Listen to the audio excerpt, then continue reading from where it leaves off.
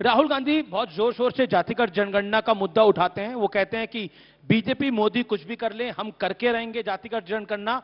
आपकी तरफ से योगी आदित्यनाथ कहते हैं बटोंगे तो कटोंगे। प्रधानमंत्री मोदी ने बोला एक रहूंगे तो सेफ रहोगे। तो ये काउंटर पॉइंट है जो राहुल गांधी ने बोला। आप प्रधानमंत्री से क्या अपेक्षा करते हैं कि वो क्या बोलें, एक ना रहो? देश का प्रधानमंत्री खड़गे बोलेगा साहब ही कहते हैं ना। डिवाइसिव पॉलिटिक्स है। अगर देश के प्रधानमंत्री बोलते कि बटो, तब डिवाइसिव पॉलिसी पर योगी बोलते हैं बटोंगे कटोंगे। मैंने कहा ना, अगर देश के प्रधानमंत्री कहते कि हम सबको विभाजित होना चाहिए, तब मैं मानती कि वो विभाजनकारी बातें कर रहे हैं। प्रधानमंत्री कह रहे हैं हिंदुस्तान और हिंदुस्तानियों को एकजुट होना चाहिए, इसमें गलत क्या है? पर ये बीजेपी का नैरेटिव है कि अगर आप जातिगत जनगणना की बात करोगे तो हम इस देश की 80% आबादी को बोलेंगे कि तुम एक हो जाओ। आपको हास्यास्पद नहीं लगता कि राहुल गांधी बात करते हैं पिछड़ों की और नरेंद्र मोदी जो स्वयं ओबीसी परिवार से हैं उनका विरोध करते हैं? लेकिन आपको हास्यास्पद नहीं लगता कि राहुल गांधी बात करते हैं ट्राइबल्स की और द्रौपदी मुर्मू जी का अपमान करवाते हैं अपनी पार्टी से?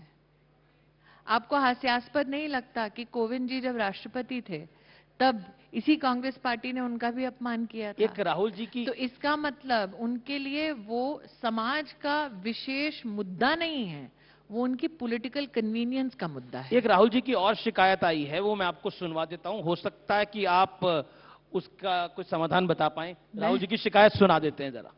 तो बिट्टू जी समाधान करेंगे, मैं कहां से करूं? 90% बिट्टू जी से बहुत शिकायत है उनकी। आबादी इन वर्गों में से आती है, उसमें आप 5%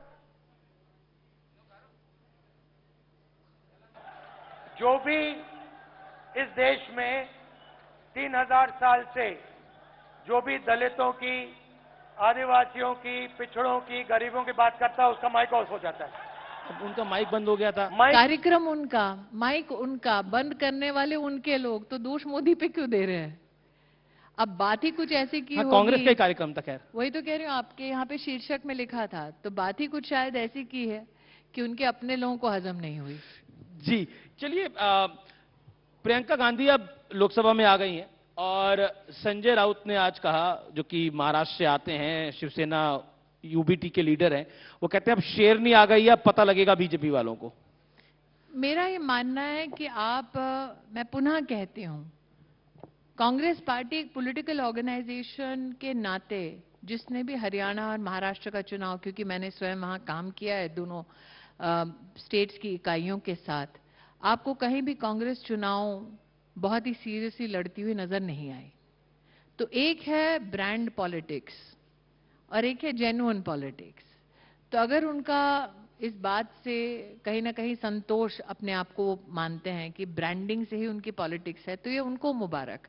मुझे लगता है नरेंद्र मोदी के नेतृत्व में भाजपा के हर कार्यकर्ता को एक ही संकेत है, एक ही कहीं ना कहीं हमें मार्गदर्शन है कि आप ये बताइए कि जनता का उस गांव में, उस गली में, उस मोहल्ले में आप क्या सेवा का कार्य कर सकते हैं।